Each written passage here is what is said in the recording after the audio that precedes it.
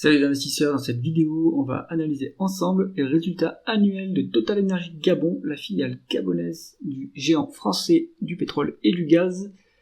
Abonnez-vous à la chaîne si ce n'est pas déjà fait et on commence tout de suite avec cette analyse des résultats annuels avec pour titre du cash comme s'il en pleuvait. Allez, on va regarder ça.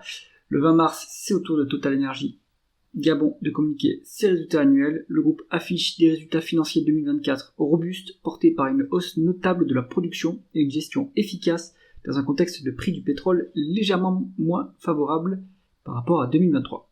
La production de pétrole brut progresse nettement, atteignant 17 000 barils par jour en 2024, soit une augmentation de 8% par rapport aux 15 800 barils par jour de 2023.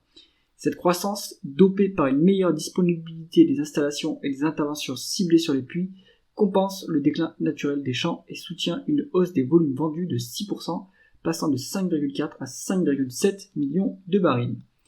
Le chiffre d'affaires grimpe de 5% à 465 millions de dollars, contre 444 millions de dollars en 2023, malgré un prix moyen du Brent en recul de 2%. 80,8 dollars par baril contre 82,6 dollars par baril en 2023. Les marges s'améliorent également avec un taux de marge nette en hausse à 19,5% contre 5,8% en 2023, reflétant une gestion optimisée des coûts avec une baisse notable des charges d'exploitation et non opérationnelles de plus de 15 millions de dollars. Les free cash flow explosent atteignant 252 millions de dollars, c'est-à-dire 312 millions de flux de trésorerie d'exploitation moins 60 millions de dollars de capex, contre 140 millions de dollars en 2023, c'est équivalait à 226 millions de dollars de flux de trésorerie d'exploitation moins 86 millions de dollars de capex.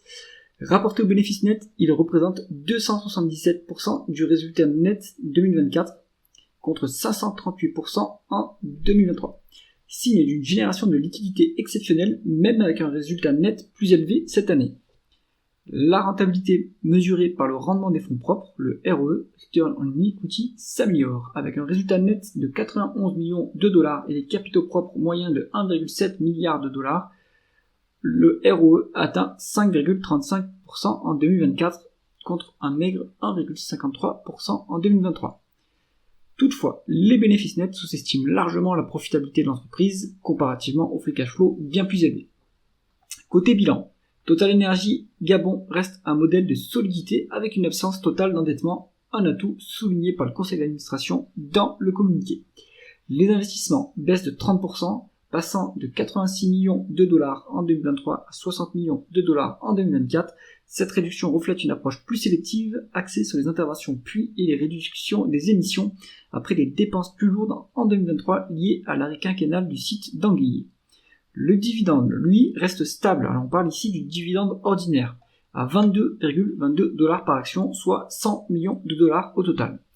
En 2024, le groupe a versé un dividende exceptionnel de 71 dollars, mais le management ne dit rien pour l'instant au sujet d'un dividende spécial pour 2025.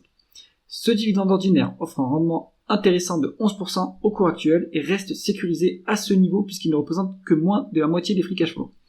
Enfin, la valorisation en termes de price to free cash flow se calcule ainsi, donc on a 252 millions de dollars de free cash flow et une capitalisation boursière de 800 millions d'euros. Donc le ratio est établi à 3,5, donc on fait la conversion des free cash flow en euros. 3,5, donc entre 3 et 3,5, allez entre 3 et 4 à la louche. Ce multiple très faible signale une valorisation très attractive par rapport à la capacité de génération de trésorerie. En somme, Total Energy Gabon signe une année 2024 de rebond et de consolidation conjuguant croissance, rentabilité et générosité envers ses actionnaires, tout en maintenant une discipline financière exemplaire.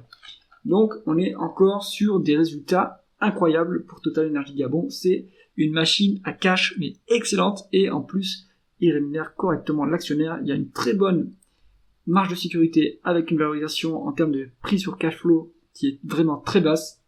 Donc le principal problème du dossier, c'est évidemment le Gabon. On est sur une zone géopolitiquement un peu instable.